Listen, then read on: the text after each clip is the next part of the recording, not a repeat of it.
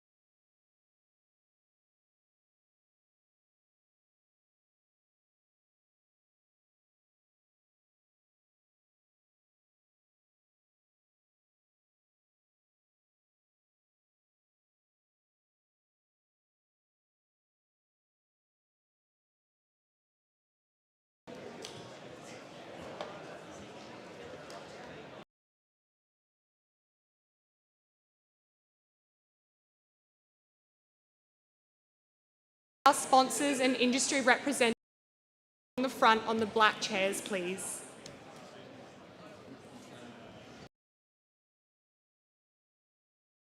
Thanks for coming.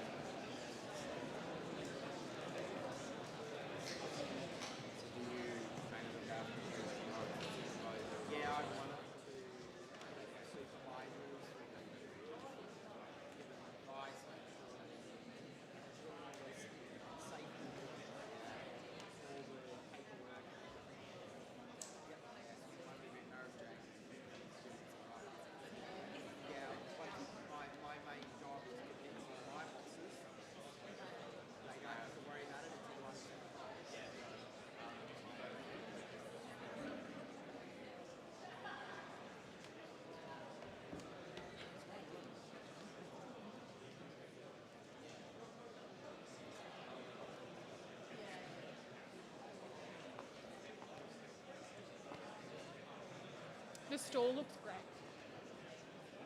Very nice. I'm keen to have a look at the display as well. Yes, we got lots of interesting high-tech stuff up there. Yeah. People are actually understanding of like float across the top. I'm sure you're on it. But we've got, yeah, really awesome displays.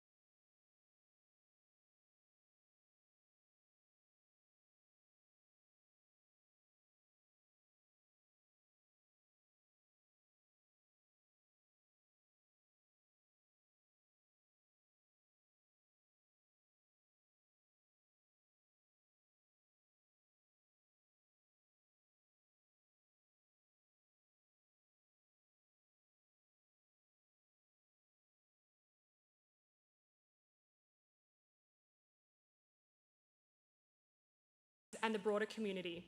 It is with great pleasure that we welcome you to the 2025 annual Monash High-Powered Rocketry Showcase Night.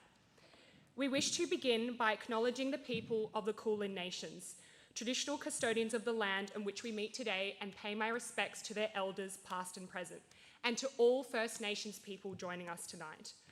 For tens of thousands of years, Aboriginal and Torres Strait Islander peoples have looked to the night sky, embedding the movements of the stars and planets into stories and culture. Their enduring connection with the cosmos is one of the world's most profound traditions and continues to inspire today's journey of space exploration. My name is Charlie Abbott-Boll, Business Lead of Monash High-Powered Rocketry, and I have the honour of being your MC this evening. Tonight, we will look back and celebrate a year of record-breaking progress, from ambitious competition entries to pioneering outreach initiatives, and give you some insight to the bold and bright future that lies ahead for us as a team. Thank you to Leap and Monash Merchant for sponsoring this event tonight. Your support emboldens us to continue in our plight for student rocketry. Tonight is not just a showcase, it's a launch pad for our ideas, our people, and our future. It is now my great pleasure to welcome Megan Robinson, Oliver Lancaster, and Redmond Henry, representing our outgoing upper management team for the 2024 to 2025 cycle, to formally introduce Monash High-Powered Rocketry to you.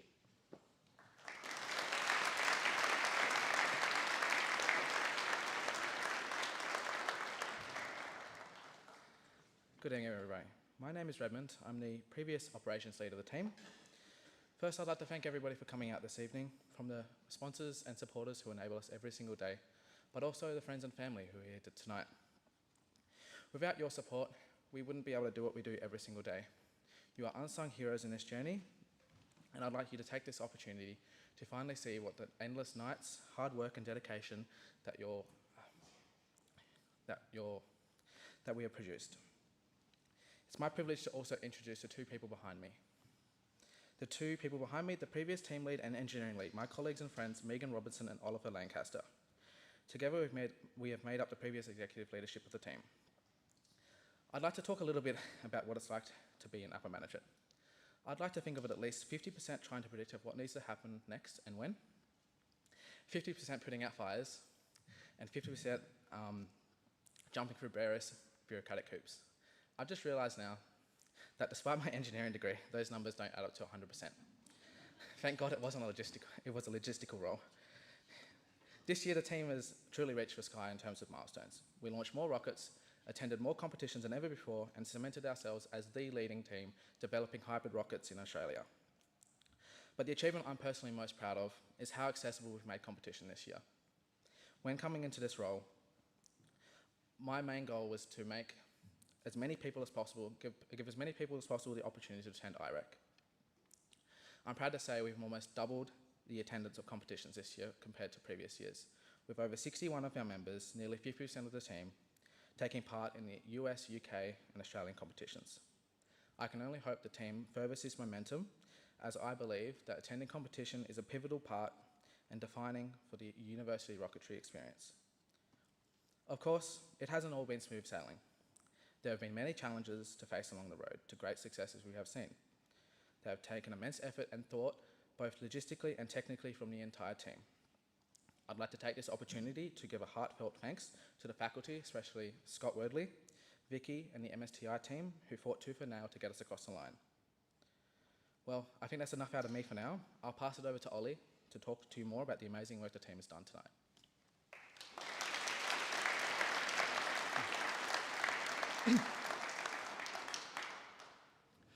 You may or may not have any idea what a struggle it is to develop all of this hardware and make it work in the short span of a year.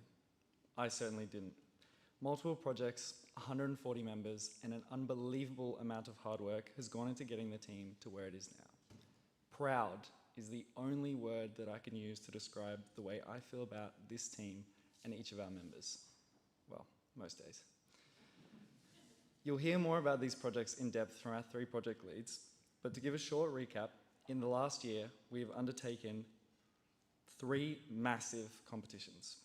Each of these were incredibly unique and have taught us very valuable lessons for the future. Last year, the Australian Universities Rocketry Competition, or AURC, was restarted.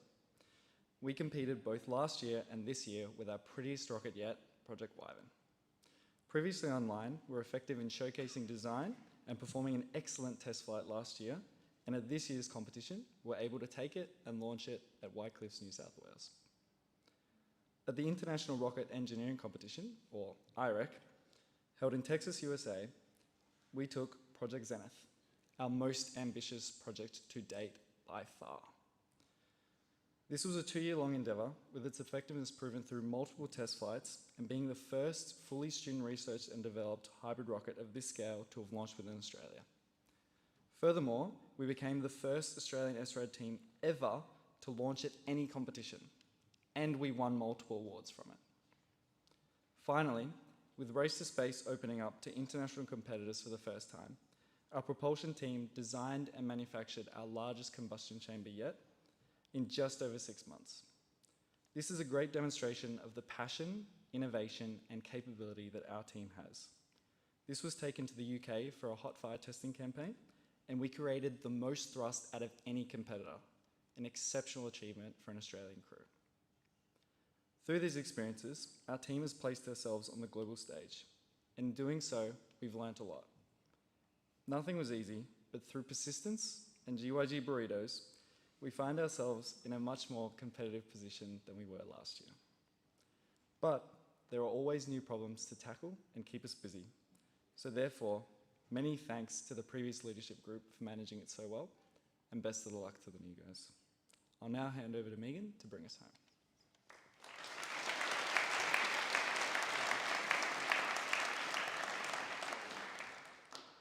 On behalf of the outgoing upper management team, I want to begin by thanking everyone who has supported us throughout this cycle. To our team members, your passion, hard work, and resilience has been at the heart of everything that we've achieved. To our academic advisors and MSTI staff, your guidance and encouragement has kept us on track, and your belief in us has meant more than we can say. To our sponsors, we also cannot thank you enough. Your generosity and ongoing support make what we do possible, and we're extremely grateful to have so many of you here tonight to celebrate this journey with us.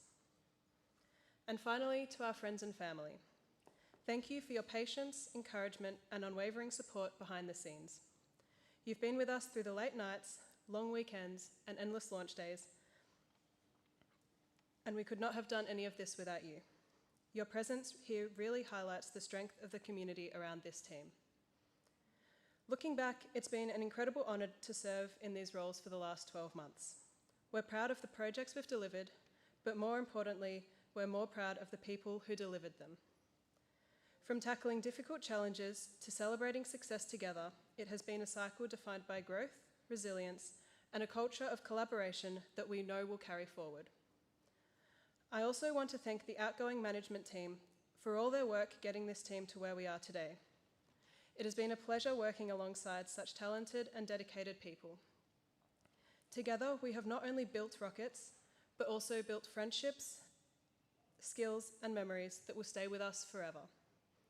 It's been an experience that has challenged us, inspired us, and ultimately shaped us as leaders and as people, and it has been so incredibly rewarding. Tonight also marks the beginning of a new chapter.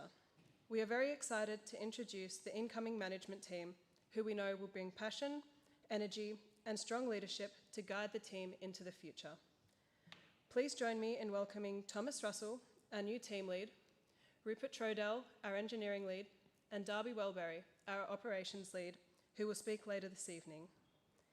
Each of them has already shown outstanding commitment to the team, and we have complete confidence that they, along with the rest of the new leadership team, will continue to build on the foundations we've laid together. Thank you.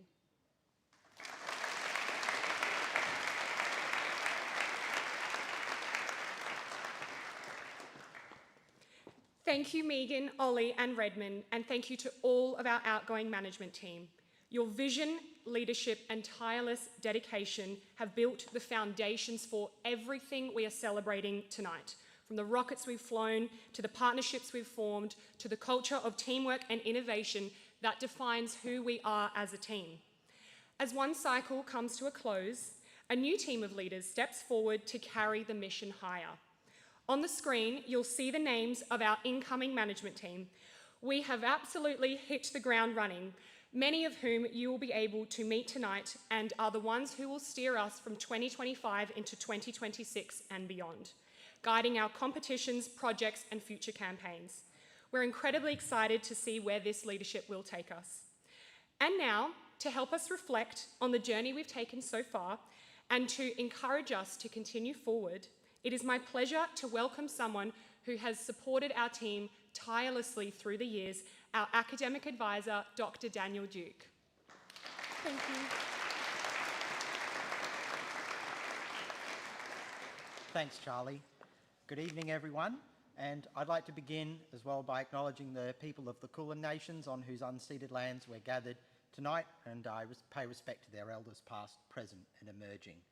My name's Dr. Daniel Duke. I'm one of the academic advisors for the Monash high-powered rocketry team, and I come here tonight bearing some thanks and apologies from many other members of staff at Monash who were unable to be here.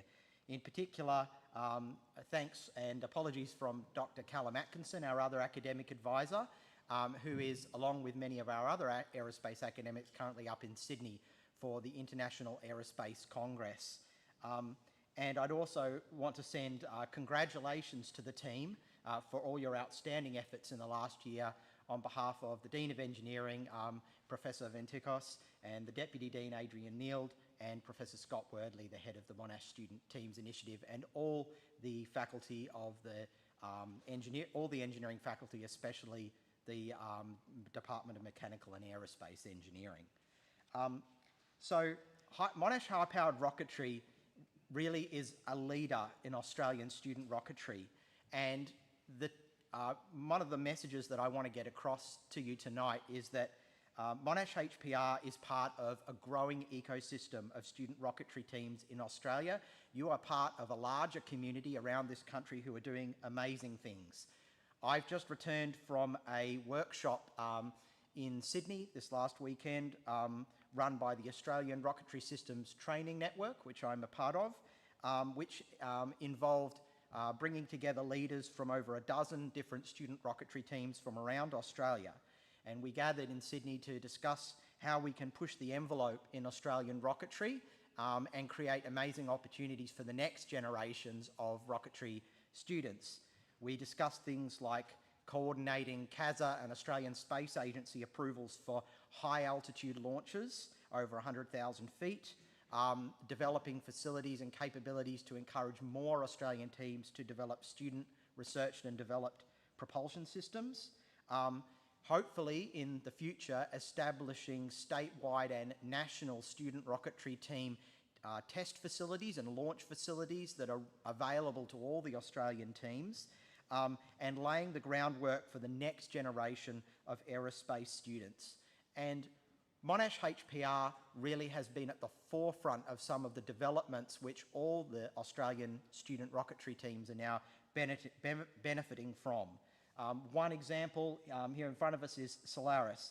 With the Solaris hybrid rocket motor, Monash HPR has shown national leadership in the development of student researched and developed propulsion systems, and has kicked off a wave of interest across Australian rocketry teams in SRAD hybrid motor development. At our workshop last weekend in Sydney with representatives from universities all around Australia, when we asked them which other teams are interested in starting to develop hybrid motors, nearly every hand in the room went up, and it's because they've seen what can be done, and Monash is showing the way. Student rocketry is also about meeting the future needs of industry, and for the students here tonight, you are the future workforce that Australia needs. At our workshop last weekend, we heard from representatives coming from a broad range of organisations, including NASA, the Jet Propulsion Laboratory, Raytheon, SpaceX, and many more, about the importance of building tomorrow's space workforce. And the private space industry and the defence industry is growing, and there's a huge need for engineers. And one of the things that they tell us, both government agencies and private spaceflight companies and defence firms, is that they want engineers who have really strong soft skills, great communication skills, teamwork skills, and the ability to do great systems engineering. That is to see how the whole is greater than the sum of the parts, understand how all the parts of a complex system go together, and to be able to intelligently diagnose faults and failures. These are the kinds of things that we can't do for you completely in the classroom. Joining Monash HPR is a fantastic way to build those skills, and it makes you highly desirable employees. We're entering, it's easy to say, we're entering a very uncertain world. It's an uncertain time in history right now, and one of the things we can say for certain in this environment is that engineers with a broad developed skill base and solid fundamental skills are going to be absolutely essential to building tomorrow's world. The Australian space sector is growing. We've got private space companies like Gilmore and Rocket Lab over in New Zealand growing. We've got civil aerospace companies growing, and we've also got an increasing demand for sovereign defence need and many engineers to fill those roles in AUKUS, in the GWIO initiative, etc., where Australia is looking to defend itself in an increasingly uncertain global environment.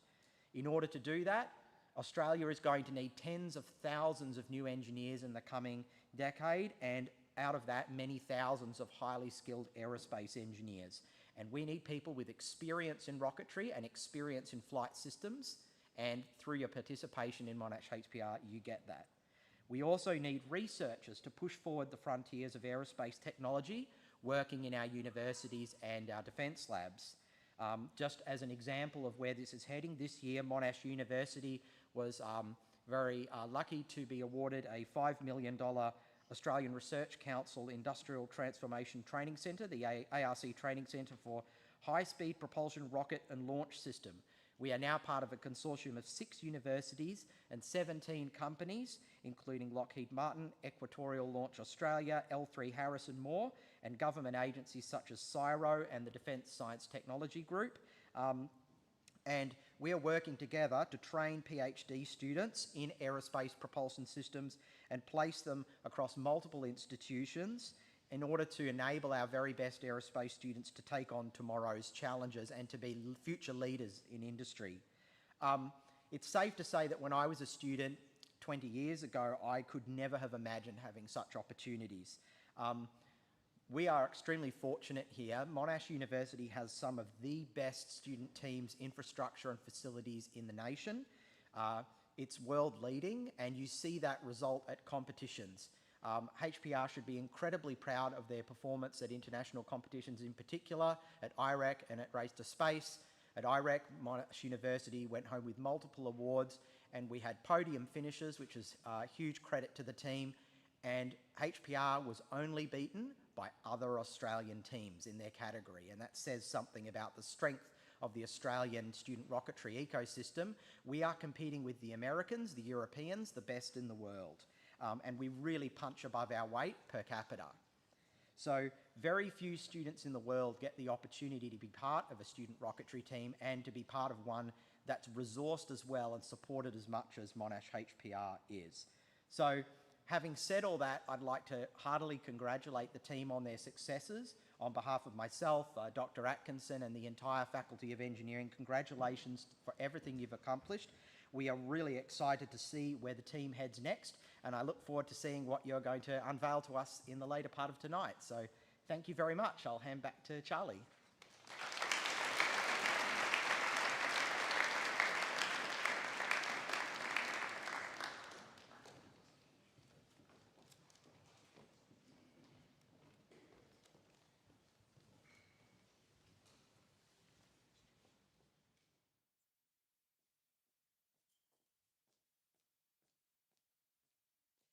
Thank you. I'd now like to bring up Hashim and Rachel to discuss our outreach initiatives as a team.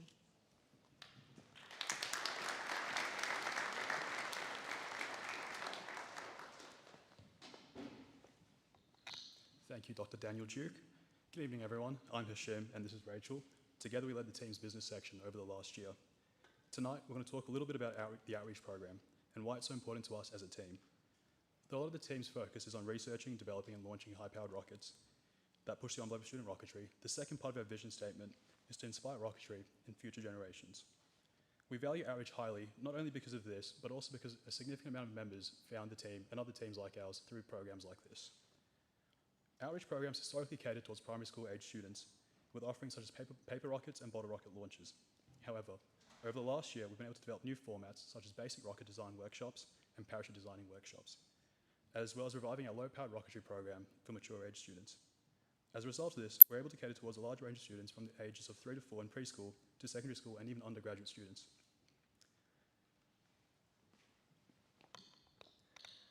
We've had the opportunity to work with countless schools over the years to provide tailored workshops for their students, be it the primary school inquiry class to the Year 9 cohort learning physics. We do our best to make sure every session is catered to their interests. By the end of our cycle, we had worked with over 2,300 students at 30 schools, organisations and events, and hopefully inspired many of them to consider studying engineering or another STEM field.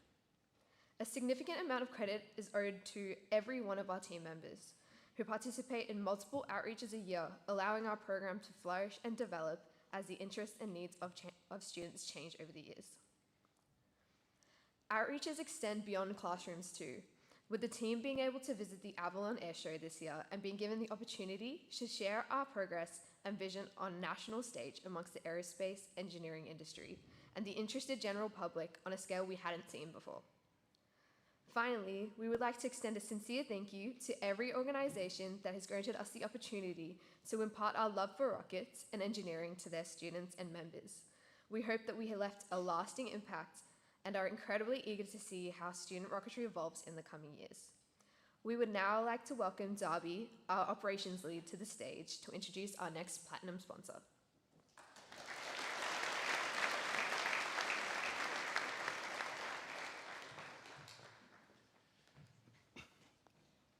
Hello. Thank you, Hash, Rachel, for a deep dive into a core aspect of what we believe in here at HPR. Hello, everyone. My name's Darby Welbury, and I'm the current operations lead here at Monash High-Powered Rocketry. Tonight, I would like to extend a huge thank you to all our sponsors. You can see up on the screen right now. I don't think I can stress enough how much you guys support, how much your support means to us. We genuinely cannot do what we do without everyone up there right now. That being said, I would like to extend a special thank you to one of our platinum sponsors, Anchor. Your support has been instrumental in helping our team push boundaries of rocketry and achieve things we never thought possible. Beyond sponsorship, Anchor has shown a genuine commitment to our growth and success. Over the past year, you've not only welcomed us into your facilities with insightful tours, but you've also been lovely enough to have your CEO, Martin Ripple, visit our makerspace and to see firsthand the work we're doing. That kind of relationship and engagement means so much to us. It's a partnership built not just on support, but on a shared passion for innovation and engineering excellence. We're very excited to continue strengthening this connection in the future. I would now like to hand it over to Francis Linane, the General Manager of Anchor Motion, for a presentation on their incredible work they do here in Australia.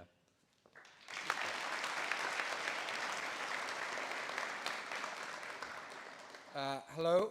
On behalf of Anchor Group, very excited to be here and to represent Martin, who is a passionate technology advocate and always brings back stories into Anchor Group about the people that he's seen and worked with, and probably wonders why we're not getting things done as quickly and as efficiently as some of the students that he sees here. So on behalf of the Anchor Group, when I spoke to Tom during the week and said, how long have I got to talk about Anchor Group? He said, 5 to 10 minutes. And at the time I thought, that's fine, 5 to 10 minutes. I'm like, 5 to 10 minutes is a bit of a challenge for all the things that Anchor Group does. So I'll try and stick to that schedule and give you a bit of a whistle-stop tour of Anchor Group, our history, what we do, where we've been, etc. Next slide, please. So the Anchor story from garage dream to global triumph.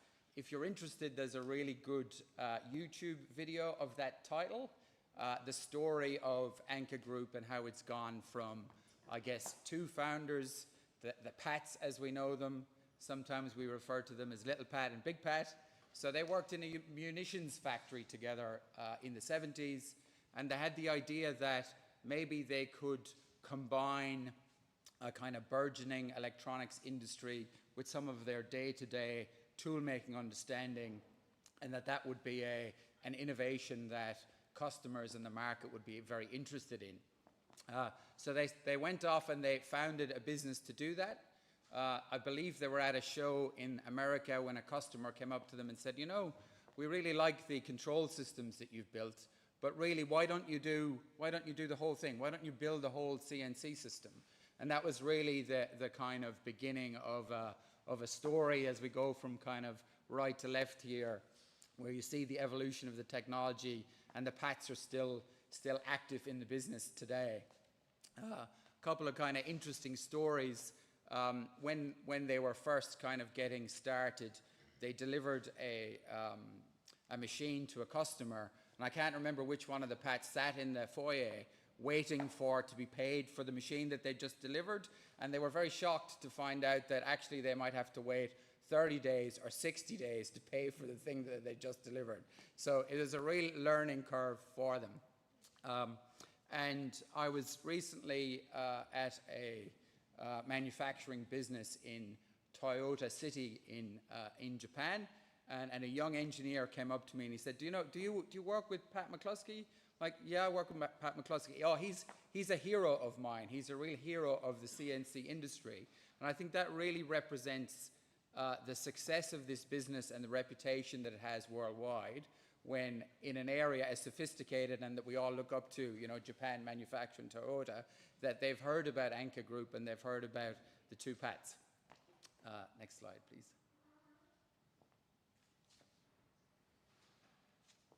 So a little bit of a flavor of the size of the business today. So we're in 31 countries. Where that prize is, it should say we have 19 patents, and we invest 10% of our revenue in R&D each year.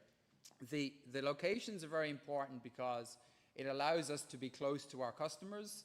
We provide service support, application support, and in a dynamic world where we might be manufacturing in China tomorrow, we might be manufacturing in India, we can really respond to that. The investment in R&D and the patents really tell a story about Anchor Group as always being interested in being the lead innovator. There's many aspects in CNC today that were invented by Anchor Group, and we continue to want to be the CNC company that leads the world in technology. We have 1,500 employees. I conservatively estimate that maybe 500 to 750 of those employees are engineers. We truly have a massive range of technical capability, and the challenge for us is to often convert that technical capability into products. We have 50 years of experience. and having the PATs on site is hugely valuable. You'd be surprised, we're 50 years into the business, we might be having a high-level technical review, and the most insightful comment is still coming from the founders. Have you thought about this? Have you done that? And that's a really useful capability for the business, and they're still involved strongly on a day-to-day basis. And we are also vertically integrated. Vertical integration probably wouldn't be the most fashionable business school idea today. We got to separate and modularize, but the fact that we are vertically integrated means that when it comes to developing products, we have capabilities from a cement pour for the base of the machines. We do our own control systems. We do our own canopies. So as we look to get into new industries and new spaces, that's a hugely beneficial capability for us. In a commercial way, we have 4 different groups. So we have the central CNC entity, which makes CNC machines for customers all over the world. We believe that the level of expertise that we have in control systems, motion control systems, motors, was worthy of having its own business, so that not only could we support Anka CNC, we could also support laser cutting, water jet cutting, food packaging, and that allows us to be in a whole range of different areas. We also have metal bending, cutting, painting in Thailand, and recently we have launched a bit of a startup entity in the defense space, and again that startup is leveraging the technical know-how of the business, and all of these businesses share a global network across sales, service, procurement, etc. And it would be hard to find a significant manufacturing entity in the world that wasn't using or wasn't part of the Anka supply chain. So whether it's SpaceX or Boeing or Ford or Toyota, pretty much anyone you can think of has had one of Anka products in their process. And again, for a Victorian manufacturing and technology entity, I think that's something that we're all very proud of. Next slide, please. I was telling somebody earlier that I don't know that much about tool making. I've been with the business one of its 50 years. I'm probably more of a instrumentation, physics, optics kind of guy. But when you look at a tool like this, it's just fascinating how many different kinds of technology are required to produce this tool.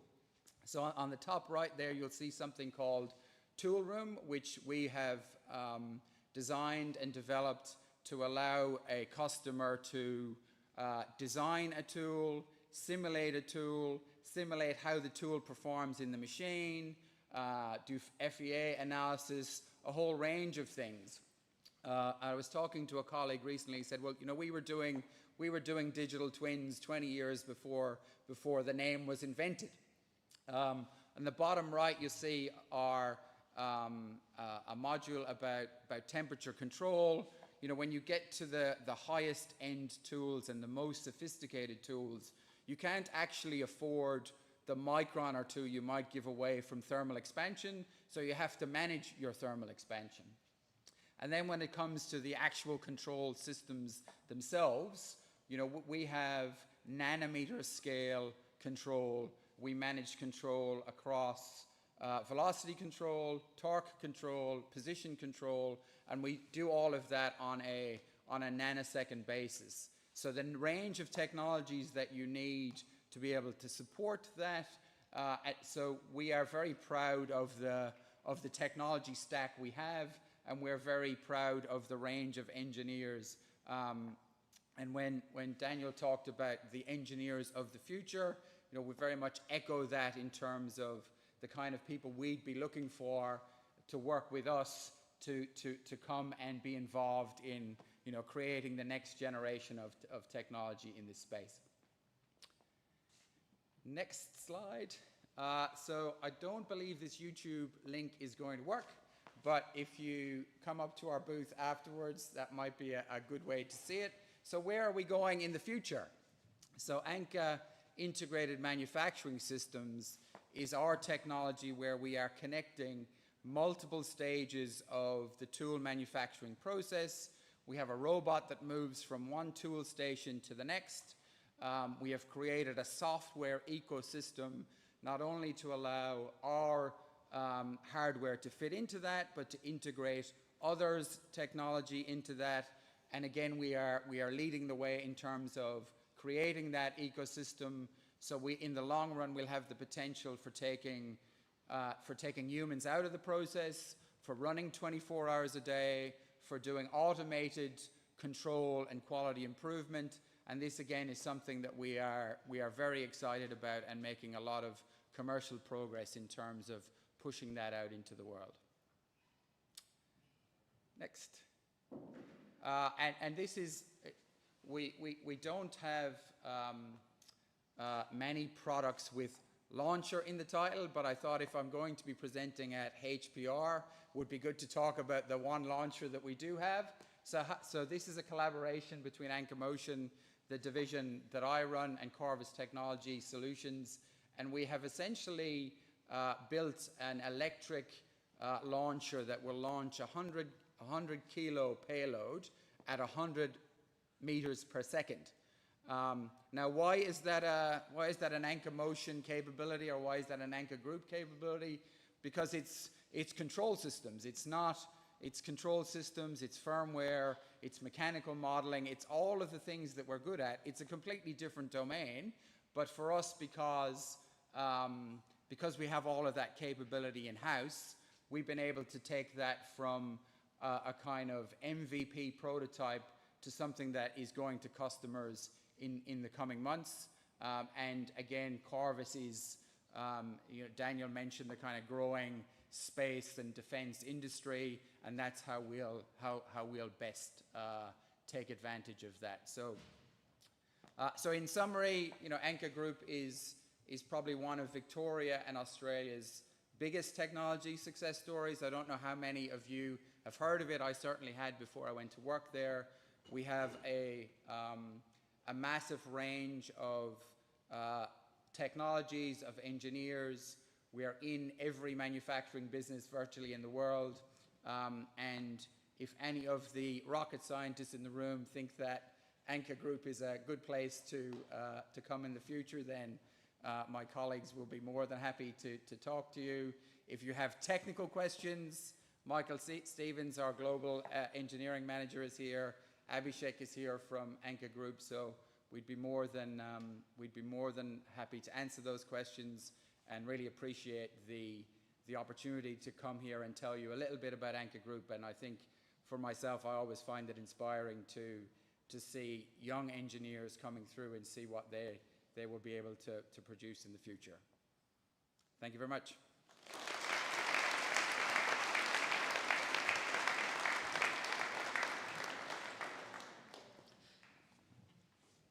Thank you, Francis, and thank you, Anchor, in general, for all the work that you guys do for us and our continued partnership. So, I've been on this team for 4 years, starting all the way back in my very first week of university back in 2022. In that time, I've been part of our old control team, propulsion team. I've been a vice lead, a general member, and now I stand here as one of 3 members for upper management as operations lead. And tonight, I want to share a few of the insights myself and some of the other senior members on the team have. Specifically, why we do what we do, and more importantly, why it matters. Why it matters to our students, why it matters to you all in the industry, and why it matters to our parents and families here tonight. This year, we took over 60 students to competition. That's about half our team. That's both here in Australia and internationally in the UK and the US. And what does that actually mean? It means that every one of our 140 members started with a literature review. They built and presented PDRs and CDRs, our 2 design reviews. They conducted subscale testing, manufacturing, acceptance testing, wrote technical reports and checklists for competition, and finally, for those 60 students who were lucky enough to represent the team, executed flight lines before the launch itself. Now, that process isn't theoretical, it's real engineering. Every member creates technical drawings, to AS 1100 standards. They build hardware to ISO guidelines. They ran full-scale testing campaigns with proper risk assessments and safe work instructions. And on the flight line, they repeated their checklists again and again, week after week, until they could execute under pressure when it mattered most. And when our members arrive at competition, it isn't just about launching rockets. It's about engaging with the industry, the government representatives, and other students from across the nation and internationally. They get to stand shoulder to shoulder with their now competitors, who will be their future colleagues and the community we've built here in Australia. Now, the university does a fantastic job at teaching us the maths, the theory, and the problem-solving mindset. But there's something they can't fully teach, and that's how to be an engineer. That's what I believe this team does, and I believe that's why Monash supports us. Being a HPR engineer means knowing how to manage risk, communicate clearly, develop the people skills, and work through design cycles where failure is an option. That's what our program here at HPR is, a journey of iteration, accountability, and learning. What this produces isn't just graduates with degrees, but engineers who already think, act, and deliver like professionals. So here's my ask of everyone in this room tonight. If you walk up to any of our team members, whether they're first year or fifth, ask them about their project. I guarantee you they'll light up, they'll explain it in detail, sometimes too much detail, with passion, and most importantly, with ownership. So please, be curious, go up to them, ask questions, whether those are technical or team-based, and for all those team members listening still, please, please, please remember your PR training. And to the industry, talk about what you do, as well as your respective roles. You won't get another room full of students quite like this one. Because these conversations tonight aren't just for pleasantries. For many of our members, this is their first real chance to talk with professionals. And yes, engineers may not always be the most sociable people, but tonight, letting them talk, letting them work out what they want to say is part of their development, and it's experience they'll carry forward into the industry. And on behalf of the leadership team, MSTI, Monash University, thank you for being here, thank you for supporting us, and thank you for being part of this journey. Now, to close this section, I'd like to invite Tom Whitehead up to the stage. Tom first joined us in 2019 and pioneered the start of Solaris, our hybrid rocket program. He was a vice project lead on our beautiful rocket Ether, and he's now an alumni. I'd like to ask him to share a reflection of his time on HPR and the doors it's opened up for him. Thank you.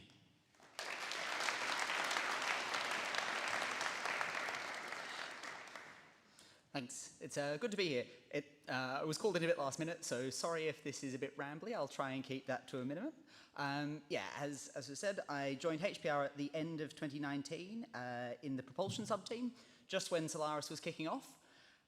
So it was a pretty exciting time for the team then. At the end of 2020, start of 2021, I became the second Aether vice project lead. Now this project went through having 3 different teams of people leading it, which was a challenge in itself. And then at the end of 2021, when I graduated, I wrapped up being in the team. I was a bit unusual in that I was an engineering student who did a 4-year degree in 4 years. But I did a materials engineering degree, which was also the only person in the team that was a materials engineer. I now work as an engineer for Arup, one of the civil consultancies, doing global civil consultancies, working on all sorts of things, but particularly metallurgy and durability related things for both new and existing structures. So working on things like SRL, going and inspecting jetties that are falling apart, giving advice on steel, welding, all those sorts of things. From watching watching the presentations and looking at some things now, I'm coming to realize that the team that I was part of was quite a different era of the team. As I said, I joined just at the start at the end of 2019, just as COVID and restrictions were starting to become a thing, and so that was a big challenge that we were facing. And yes, I primarily worked on, well, the propulsion team as a whole primarily worked on Solaris. My sort of focus, to some extent, was around the ignition. Don't know how far I really got with that, but you know, all played into a bigger thing, along with helping out with other random materials queries whenever people came up with them, because when you're a sort of a specialist in something, people will always ask you the questions about, you know, the things that they think about. One thing I did sort of find as well in 2019, towards the end of that, was that we didn't really have anyone who was the person who knew about the solid rockets, because this was still at a time when we were primarily building COTS rockets rather than SRAD rockets. And so I realized that that was an area I could be the person who also knows about that, and became another thing that people would ask me about. I then took over as 8th Vice Project Lead, which was while we were on the way to taking it to Spaceport. Not the year that we did take it to Spaceport, but the year before that. So there was a lot of critical sort of work in the lead up to that, but we were fighting with the on and off lockdowns of 2020 and 2021 in particular. It was a time of a lot of managing coordination, lots of, you know, when are things going to be able to be done by, who's going to be working on what, when are we going to be able to test things, when are we going to be able to go and do these tests, and then a lockdown will come along and we'll go, well, that changes everything, we'll do it again, I have to work on the plan. This was also the time that the team started really focusing on systems engineering, you know, the critical design reviews and all of that sort of process, and making a bit more use of some of the software to better integrate things. I remember one of the people in the team trying to teach us all how to use Windchill and those sorts of bits of Creo and all of that, and most of us not knowing what we were doing.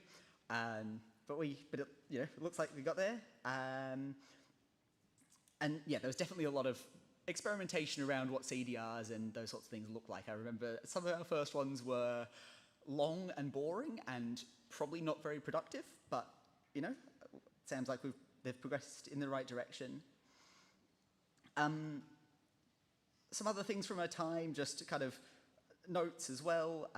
There's all sorts of interesting little challenges. One of them was the change of the rules from Spaceport to not allow anything to fly off the rocket. So we'd had a plan of using flyaway rocket guides that would hug the rocket and release it. And then they said, no, not allowed. So we had a lot of back and forth about whether we could do long lugs. And long lugs kind of became a joke within the thing, and whether we had to model them and all those sorts of things was an interesting time. I also did a couple of level 1 attempts. I think it took me about my 2nd or 3rd attempt before it was actually successful. But that was great fun, lots of challenges there, lots of interesting things to learn from that. And I also built quite a lot of level 1s, LPR rockets, which including 2 that I brought with me. I didn't make any slides, but I got some props. One of them is probably the most over-engineered LPR you'll ever see, which did 1,000 feet on a C65.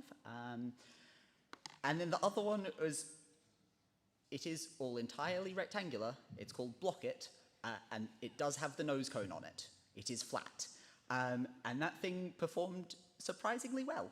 But they were fun little projects, and to be honest, some of the things that I also remember the most about HPR and being in this team, because they were fun and random, but you learn things from them, like perfectly flat nose cone does work on a rocket if you do it right. Also, while I was in the team, helped out with various little bits all over the place. I kind of enjoyed getting involved with some of the recovery stuff, because I'm someone who understands how ropes and that sort of stuff works, and so they were like, oh, this person knows about that. So yeah, kind of lots of bits all over the place. Now, I suppose onto the kind of half the reason I'm here. How's this helped me with work? As I said at the start, I am a materials engineer. I work for a civil consultancy. I work in built environment. I don't work in defense, aerospace, for a mechanical engineering company, mechatronics, electrical, anything like that. But it's really, as other people have pointed out, it's the soft skills that you really take away from this. So, you know, being able to come up here and talk to people, be able to present on something that you've worked on, be able to take a design and show it to people and explain it, and understand that you've got to explain it to different people at different levels. So explaining something at an open day versus explaining to one of the industry partners or industry sponsors, you need to tailor that to different levels. And taking that away is kind of quite useful for work, because I work with other people who understand materials engineering quite in depth, and I work with people who have no idea but just need to know the answer of what grade of concrete does this need to be and how thick's the cover. You know, you need understanding that sort of levels is quite useful.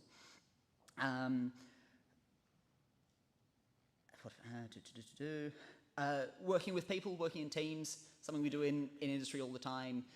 and whether that's, again, a team of similar people or a team of different people, and you get that experience working in, like being in HPR, well, any of the students, but yeah, I particularly got it from HPR.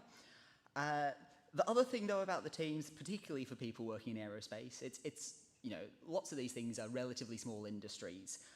The people that you're in this team with, probably going to be people you're going to be working with. One of the two Isaacs will probably be your boss at some point in the future. Another thing that I definitely take away, like that's been useful for me, is precisely reading technical documentation and requirements and that sort of thing. There's different shapes and forms that comes in, but being able to really be nitpicky when reading technical rules or whatever, it's translated to me quite well working in industry, and I spend an awful lot of time reading standards. I think I looked at 8 different standards today to try and answer one question. But I remember being in the team, reading the entire handbook for transporting explosives in Australia, and picking up the fact that in about chapter 3, it says they need to be in a lockable box, but it takes about chapter 9 before they say you have to lock the box. So, you know, those sorts of things, you don't realise that that's a skill that you kind of develop with this, but I didn't find that it was something I learned in my degree, and I think I more learned it in this. And I think the final one, which is maybe a little bit of advice, but also something I took away from this, is finding a niche. So, very easy for me as a materials engineer because it's such a niche discipline to start with, but having something that you're known for is, like in a good way, is very beneficial, and people will come to you and ask you questions like, oh, what about this thing? Oh, well, I can tell you about that. And even at work now, I work in a team with lots of materials experts, and I realized about a year and a half ago there was no one who knew about metals, so I was like, I'm happy to position myself as that person, and it's been really beneficial. I've got the more interesting work out of doing that. So I think that's definitely something that I've taken up. Like, I didn't really realize that I'd maybe done this from this, or maybe this is just me in general, but it's quite a useful thing. So yeah, there's definitely been lots of useful things that I've got out of being in the team, both enjoyable things being in the team, but soft skills and technical skills that have been quite useful to take onwards. So yeah, it's been great to see where the team's come to, and I'd be interested to see what other things there are around the expo later tonight. So thank you.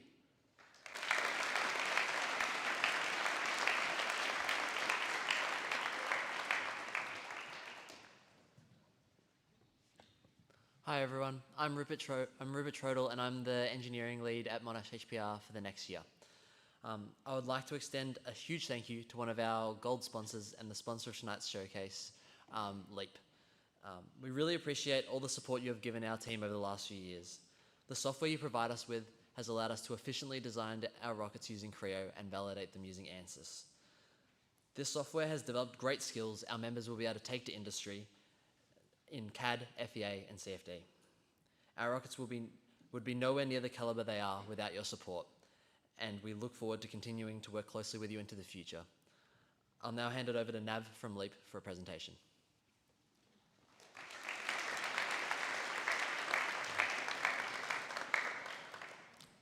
Thank you for inviting us, and first of all, I want everyone to clap for the team, the amazing rockets they have built. 10 years ago, or even 8 years ago, I've seen this team starting from a small room with no tools, asking for, hey, can I get a drill bit? It's just amazing. Personally, I'm an ex-Monash alumni, and I have huge respect for HPR. Congratulations, guys.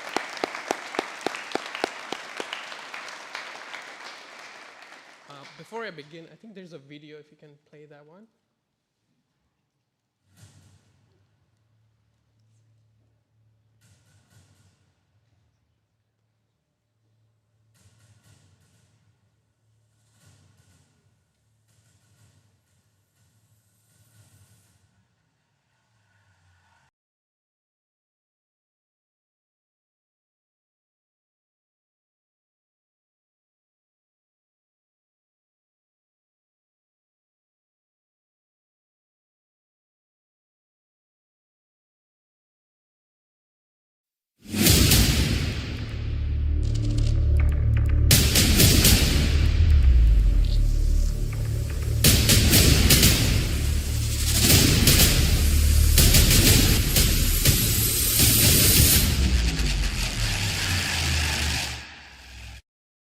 So my name is Michael Nowomeski. My two and a half years on the team, I've worked on everything from fluid simulations using ANSYS to using our own personally developed in-house trajectory simulator Saturn, to developing machine learning tools which synergize with ANSYS's CFD software. So we use Leap software for a variety of different things. On one end, we use it for pretty much all our CAD with career parametric. On the CFD side of things, we do a lot of fluid simulations for our rocket, particularly high mark. We also use it for FSI, that's fluid structure interactions for our fin floater. So Leap provides us with excellent support when it comes to any sort of technical questions we may have, provide us support as required.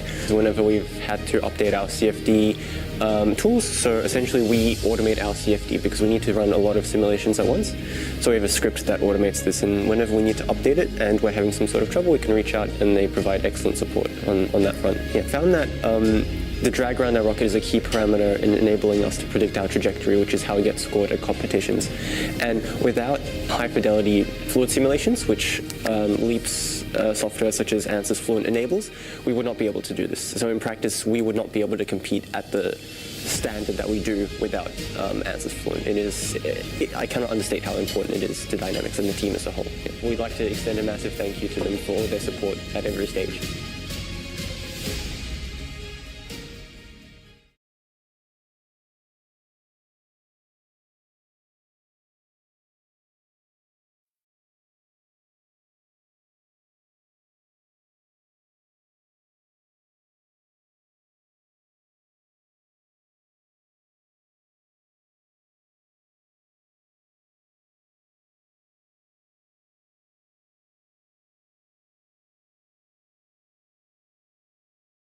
If you have sat in a car, any mobile device that I've used, any wearable device that I've used, any major bridge that you've crossed, it's more likely that ANSYS technology was used to build that. So that speaks volumes how people have been using and engineers have been using ANSYS technology to do R&D in their different sectors.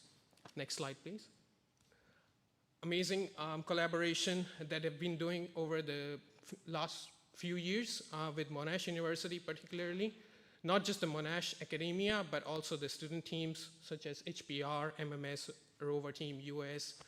Myself, I was MHP, so go MHP as well. Next slide, please. Again, ANSYS covers everything from a chip design powered by Synopsys to all the way to the mission level, or as we call systems of systems level. On the left-hand side, you can see, I try to put together what different things you can do if you think from a rocket system, but anything from avionics, human cockpit design, combustion, thermal stresses, mechanical stresses, boosters, separation, anything you can think of, we could probably simulate and help you R&D and design in any sector particularly. Next slide, please. I want to be quick. If you have any questions or if you think about anything that you want to simulate from R&D space, feel free to just Google Leap Australia. You'll find plenty of YouTube videos and tutorials, and you'll find a lot of information for students, especially on the training side, so students can just download software for free and just get started with the training. So feel free to follow us on social media, and if you have any questions, feel free to reach out to me as well. That's all. Thank you.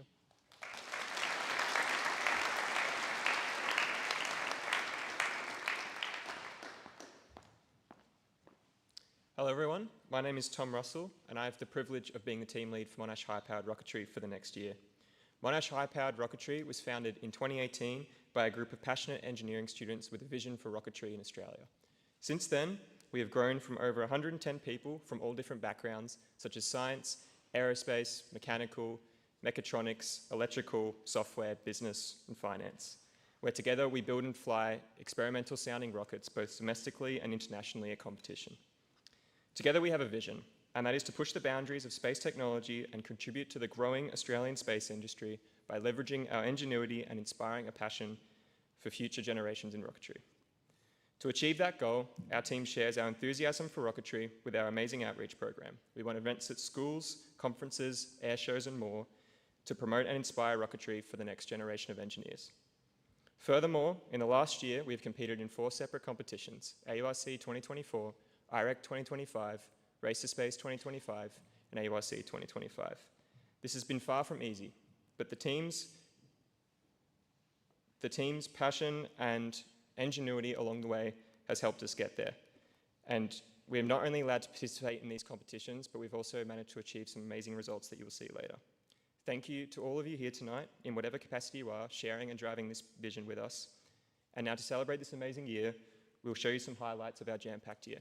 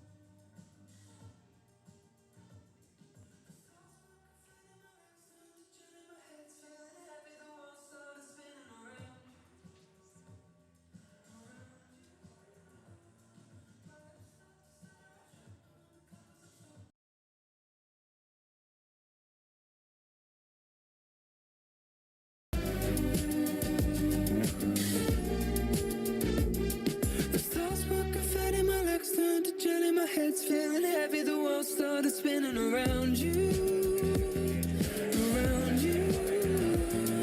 My lips start to stutter, I trip on the covers, I'm stuck in the gutter, I can't see any color without you. I'm all about you.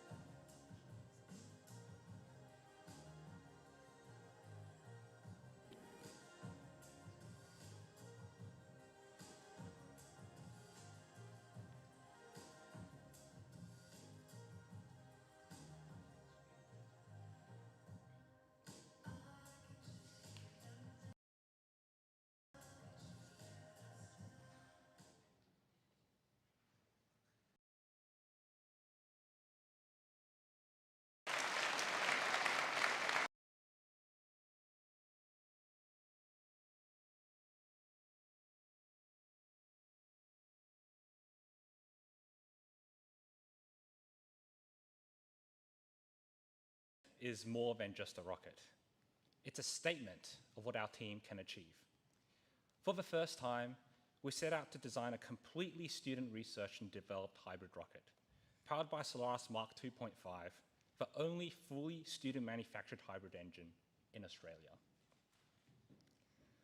Over 90% of this vehicle was created in-house, making it the most advanced rocket Monash HPR has ever built and flown. But Zenith isn't just about hardware. It's about proving that we can be safe, reliable, competitive, and above all, innovative. It's the product of years of effort, countless late nights, and the determination to push further than ever before. Project Zenith took to the skies for its maiden flight on September 7th, 2024, marking Australia's first entirely student-built hybrid rocket to fly at a Level 3 certification scale. That launch was a milestone moment. Zenith soared to over 11,000 feet, validating our Solaris engine under flight, which reached a peak thrust of 3.9 kilonewtons and 10,000 newton-seconds of impulse. From there, we were driven to go even further. Tireless hours in Makerspace were spent refining our deployment system, upgrading our avionics, fixing our payload, integrating our new motor controller boards, and putting flash storage on absolutely everything. With the narrow launch window in week 12, team members came together to give Zenith a second flight. The result was spectacular. A near-perfect flight to 12,000 feet, complete with live footage, flawless deployment, an operational payload, actuating air brakes, and a recovery within just 15 minutes. That moment became a turning point for the team, proof of what we could achieve through dedication and hard work. As the new year began, our sights turned towards an even greater challenge, the International Rocketry Engineering Competition. IREC is the world's largest sounding rocket competition, bringing together nearly 1,900 students from 143 teams across 20 different countries. Monash HPR would compete in the 10,000-foot SRAD hybrid category, carrying the weight of both our ambitions and the pride of representing Australia. Preparation was no small task. Months of work went into meeting deadlines with applications, progress updates, and writing a technical report, writing a 429-page technical report. We refined not only our engineering, but our ability to present it, securing a place in the competition's prestigious podium sessions, where only 24 teams were accepted. By May 30th, our away team set out for the United States, where every spare hour was spent in preparation. We ran flight lines, rehearsed launch operations, and honed our poster and podium session presentations. And our efforts paid off. We had a successful flight safety review, an outstanding poster session, and a technical presentation that stood shoulder to shoulder with the best teams in the world. Finally, it was time to fly. On the first day, we rolled Zenith out to the pad. However, a faulty connection forced us to scrub the launch for safety. But we didn't stop there. We came back the next day, more determined than ever. And this time, Zenith roared into the skies, reaching 5,307 feet. It wasn't the altitude we had aimed for, but it was a testament to our resilience, because at IREC, the journey is more than just the final altitude. It's about developing our engineering capabilities, solving complex challenges, and demonstrating resilience. And in those measures, we excelled. Out of all the teams, our technical report received the highest score, and our poster session was recognized amongst the very best. We proudly brought home second place in the hybrid category, along with the Jim Favaro Technical Excellence Award, recognizing the team with the strongest engineering discipline and technical skill across the entire competition. So, while we may have not reached the moon, through teamwork, innovation, and sheer determination, we still landed amongst the stars. Thank you.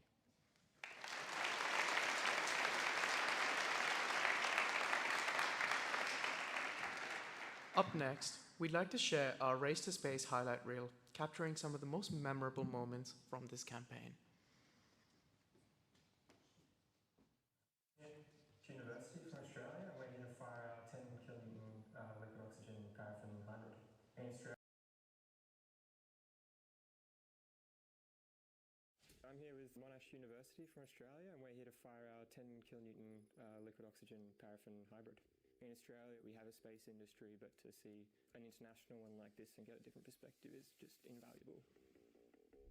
When you're at university, you learn a lot about the theory side of things, but there's very rarely opportunity to apply that practically, and that's what Race to Space does. It enables them to kind of get hands-on with spanners and on a real test stand with real pressure systems and learn, well, by trial and error, really. Everything goes very quiet, and yeah, it almost feels like your heart just stops for a second, so then you wake up and yeah. We saw the nozzle get ejected from the engine and set a new distance record, so that was really cool. So we definitely know something happened around that area, but we're sort of yet to dissect that. Cheers!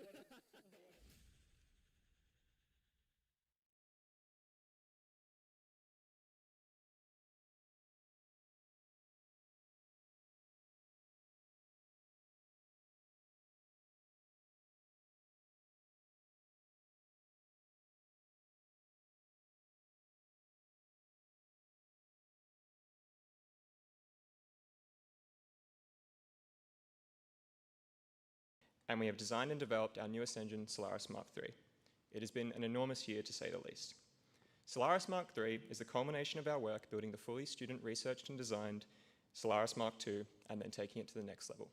It is a cryogenic liquid oxygen hybrid rocket engine capable of producing 12 kilonewtons of thrust, designed to burn for up to 10 seconds. Going back to December of 2024, the team discovered Race to Space competition, the world's largest propulsion competition, which in 2025 would open its doors to Australia for the first time through the Australian Rocket Systems Training Network. Our team submitted a proposal for an engine at the time was simply a concept, and we were incredibly lucky in receiving the award, which would provide travel funding to a subset of our propulsion team to travel to the UK in June of 2025. During this time, the team also won an innovation award from the Motorola Solutions Foundation, which allowed us to fully fund this project with all the new systems we wanted to develop. And so we were off, and we had 6 months until we got on a plane to Texas, and everything had to be finished. Shortly after this, the propulsion team had its first preliminary design review for Solaris Mark III. This required incredible adaptability and commitment from the propulsion team, splitting their time across Solaris Mark III and Solaris Mark II, two major projects for the team. Whether that was preparing for a launch for Solaris Mark II, doing manufacturing, or grueling composite FEA for Solaris Mark III, the team made it work. But June rolled around, and somehow the engine was fully manufactured and ready to be shipped to the UK. At this point, the away team went off to compete in IREC, while the rest of the section commenced exams. A group of us travelled over to the UK after IREC 2025, where we met our engine that had just arrived on air freight. Our first hurdle was igniter testing. The team had developed its own torch igniter as a new ignition method for our engines, which was tested with hydrogen and oxygen on our first test day at Race to Space with Astron Systems. You can see the testing results up there. It was a major success. The igniter worked perfectly, but sustained some damage on the last test due to some residual heat building up between the igniter tests. Following the igniter test, we performed cold gas testing and water testing of our new nozzle, which for the first time was a 3D printed aluminium, regeneratively cooled and film cooled nozzle. In short, the testing went as expected, and we were back to our backyard to assemble the engine in preparation for our hot fire a few days later. As we'd have seen from the previous video, partway through our burn, our fuel-rich exhaust became a nozzle-rich exhaust. Rocket engines are hard, and they never go perfect the first time. So while in this case, unfortunately, a thread failed on our combustion chamber, we had actually sustained stable combustion for 1.5 seconds, which in fluid time is an eternity. We achieved one of our major goals, which was to characterize this brand new engine full of new and ambitious systems. We exceeded our target of 10 kilonewtons, peaking at just under 12 kilonewtons of thrust, and achieved stable combustion at over 68 bar chamber pressure, 8 bar higher than predicted, with a much lower supply pressure and mass flow rate than designed due to test stand restrictions from the testing company, Airborne Engineering. The next steps for this engine is to test a subscale version to refine some key areas that have been identified from this competition, and then begin work on the next iteration. As I leave this role, I would like to say I'm very proud of the sheer willpower of this propulsion team to not only make this project happen, but also those amazing results you saw from Project Zenith. These projects are simply not possible without that passion that they are driven by, and I'm certain they are all going to go on to do amazing things, and I will be cheering from the sidelines. I'd also like to say a massive thank you to all the support we've received, whether that be from the rest of the team that have backed us in at every stage, or the wonderful staff, faculty or academic advisors at Monash University. And last but not least, to all of you, our sponsors, who, without you, we would not be up here talking tonight about all these amazing projects. Thank you, and I hope you enjoy the rest of your evening. I will now pass off to Amy and Dasun to talk about AURC 2025 and Project Wyvern.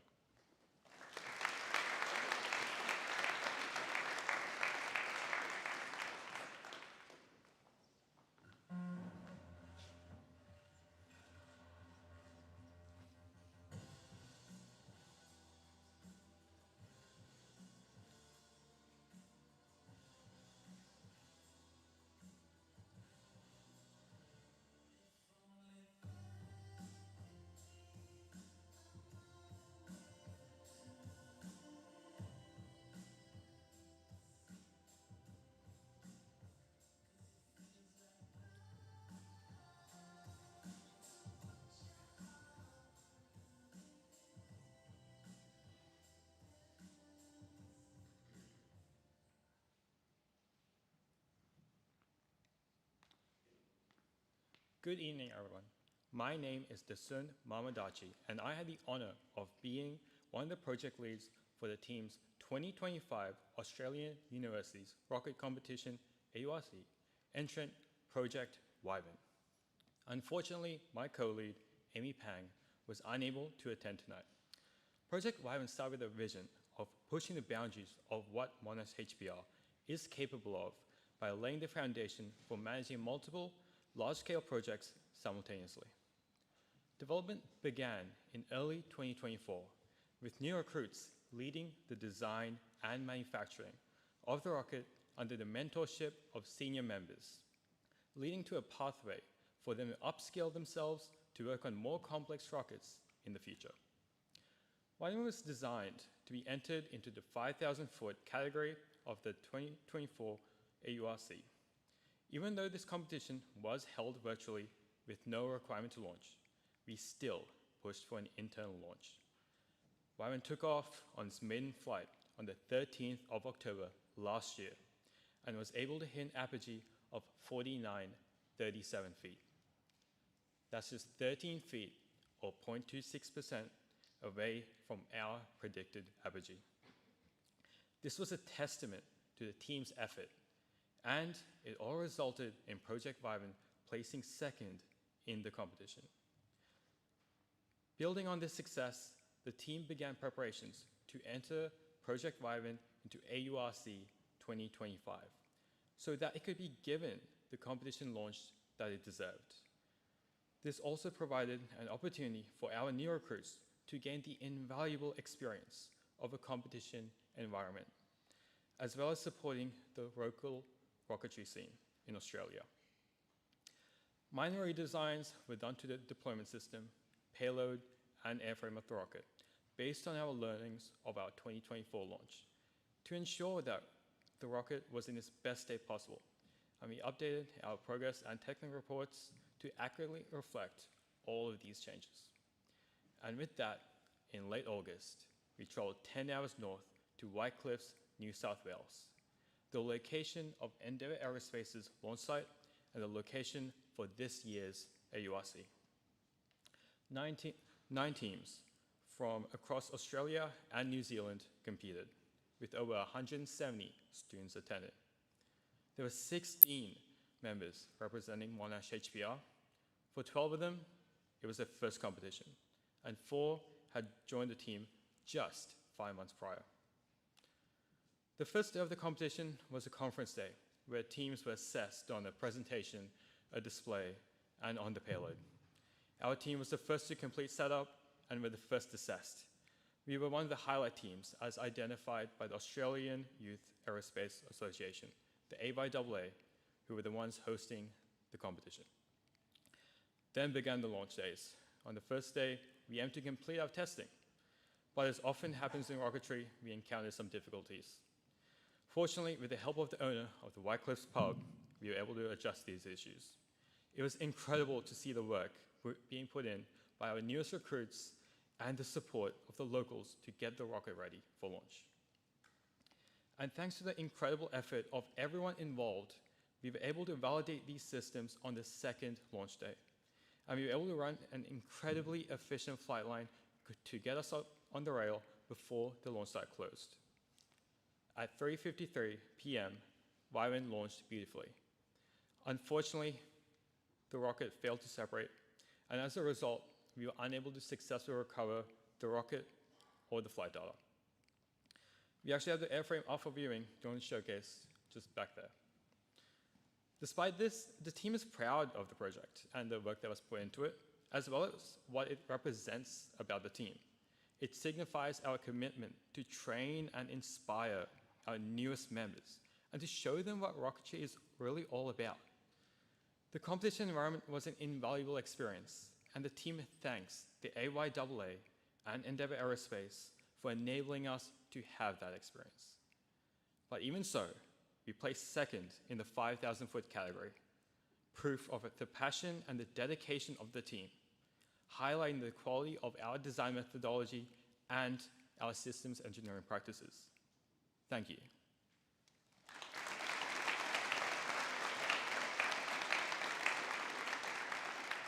I will now hand it over to Rupert to introduce our future projects.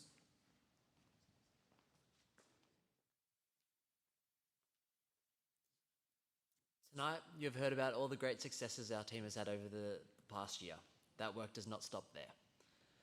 Our members continue to show just how far we can go as students, doing things no students have done before in Australia. As a team, we aim to continue pushing for bigger and higher things in the future. Through our final year project program, we allow students to dive deeply into topics and come out highly skilled, able to share that knowledge within the team and carry it with them to industry. This can be seen in previous final year projects, such as development of thrust vector control, canards, reefed parachutes, and rocket engine injectors. These projects develop technology such as active control systems, propulsion, flight computers, and recovery. This is furthered by our continued development of the Mark III engine, which we took to Race to Space this year, opening the doors for us to allow us to build rockets that go ever higher. Through future rocketry competitions, we hope to continue to push for technical excellence, exhibiting cutting-edge and well-refined rockets. This is where we can really shine, using the competitive aspect to push us to be the very best we can be. With this, I would like to introduce our two new project leads, Aiden Shinnick and Ria Kumar.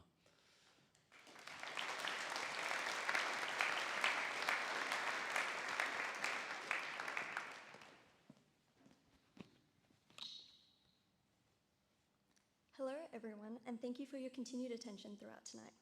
I'm Ria Kumar, and this is Aiden Shinnick, and we are the project leads for this upcoming competition cycle.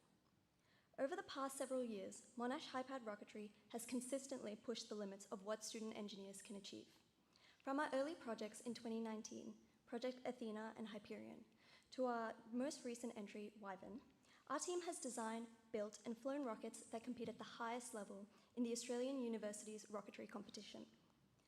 Our next competition rocket continues this tradition, providing team members with rocketry experience whilst laying a solid foundation for the design of future Monash HPR rockets. We could not be more excited to present Monash HPR's latest project for the Australian University's rocketry competition, Project Meridian. Project Meridian embodies our commitment to innovation and technical excellence. Competing in the 10,000 feet student research and designed hybrids category, it builds on the success of Project Zenith, while setting new standards for the performance, reliability, and the quality of Monash HPR rockets. By leveraging the experience gained and the lessons learned from past projects, Meridian challenges the team to push technical boundaries within every aspect of the rocket, from its design through to its completion. The project is guided by 4 key principles: competitive, safe, validate, and innovative, which influence every decision and approach that we take. These principles ensure that our work is both rigorous and ambitious, allowing us to put our best foot forward for our competition entry. Project Meridian has successfully completed the pre-design, concept design, and preliminary design phases, and is now in the midst of a rigorous design process, culminating in 2 critical design reviews on the 13th and the 20th of October. Over the next year, we plan to manufacture 2 separate airframes and launch each at least once, optimizing performance and structure to ensure the best possible rocket goes to competition. This process will allow the team to test design choices, be able to iterate quickly, and gain valuable data that will not only inform Meridian, but also the processes involved for future Monash HPR rockets. With more than 100 students collaborating across engineering, science, and business, Meridian truly represents the scale and ambition of Monash HPR. The team has consistently exceeded expectations with their hard work and innovative designs, and we are thrilled to continue to work alongside them over the coming months. I will now pass over to Aidan, who will take you through the more technical aspects of the project.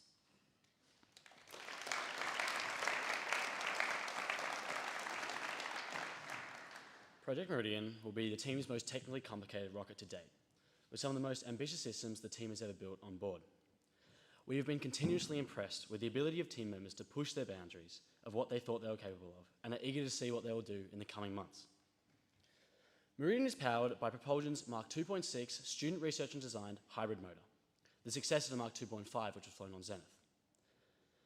The inclusion of a Type 5 composite pressure vessel, along with improvements to the main valve and nozzle, means that Mark 2.6 has been optimized to allow Meridian to excel at competition. Much like its predecessor, Meridian will also incorporate an active control system in the form of air brakes. Activation of these air brakes will be based on the readings and calculations from our custom student-designed PCB, Strelka. This system has been refined by both our avionics and our flight systems teams, making it a formidable advantage for us to have in controlling our apogee at AURC and therefore our score.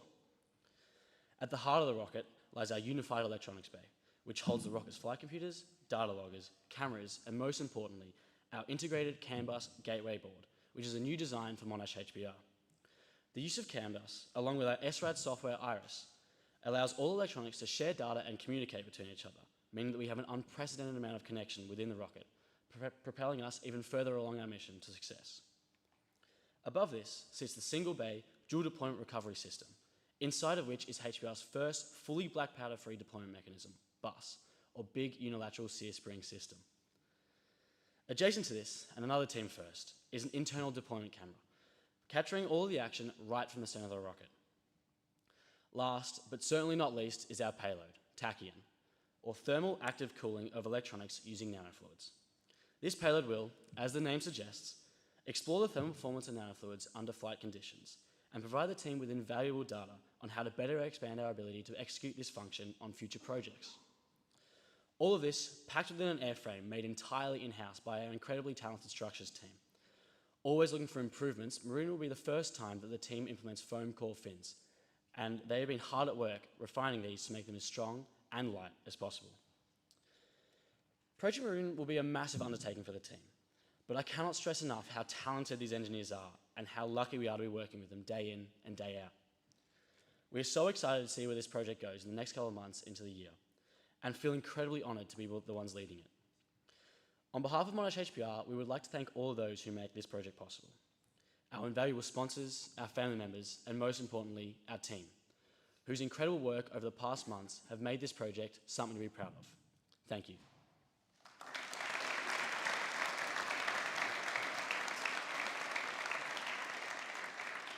I would now like to invite Charlie, our business lead, to talk about some more stuff.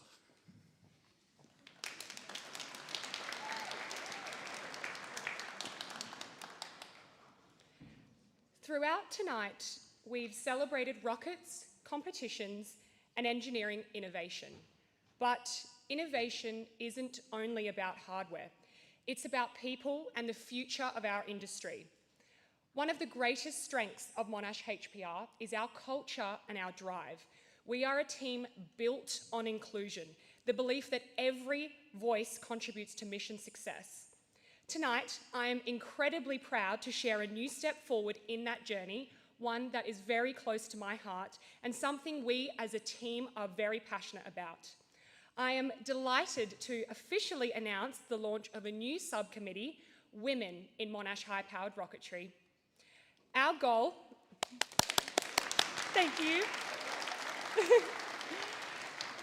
So, our goal is simple but powerful: to create a space where women in our team can connect, mentor, and inspire, where their contributions are celebrated and supported, and where visibility helps encourage the next generation of diverse talent to step into engineering. Because in rocketry, as in all innovation, it is through diverse perspectives that the most creative and resilient solutions are born. But this committee is not just inward-facing. We have big plans. Outreach programs, panel events, and leadership campaigns to highlight the women across our team, Monash, and beyond. We want to change the conversation to show that there is no single way to be an engineer and to create pathways that embolden students to apply, lead, and thrive. Importantly, this is not just about women. Inclusion means empowering everyone to play a role in building welcoming teams and a better industry. Women in Monash High-Powered Rocketry is about sparking those conversations, celebrating what's already strong on our team, but amplifying it to create lasting change. To give you a glimpse of what's to come, I am very proud to share our first committee teaser video, one no one outside of this room has seen yet.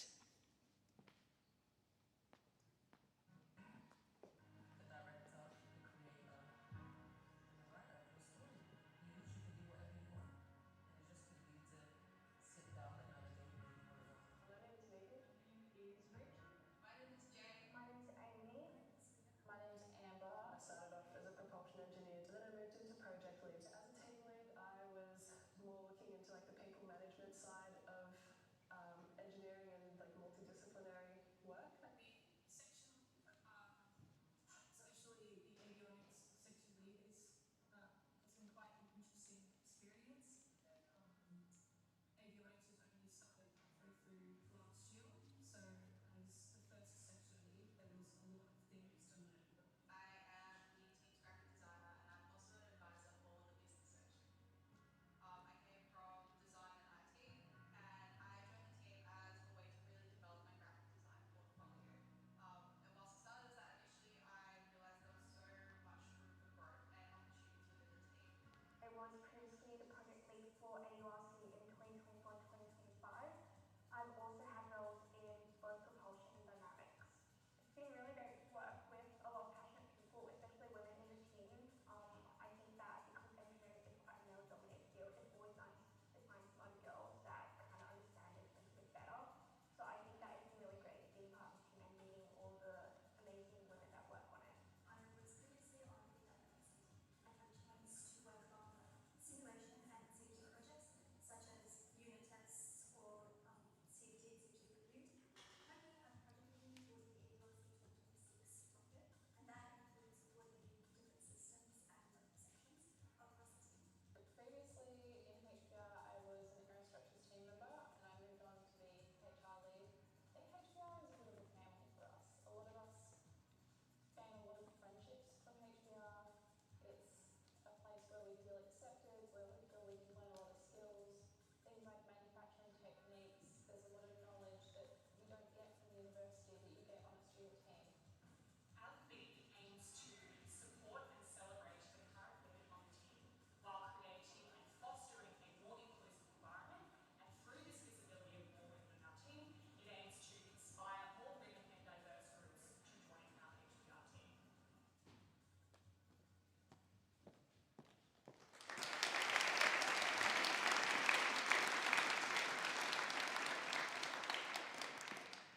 Thank you for joining us in celebrating this initiative. Women in Monash High-Powered Rocketry will not only continue to lift rockets, but also the voices of women on our team and the next generation of aerospace leaders who will shape the industry we are all so passionate about.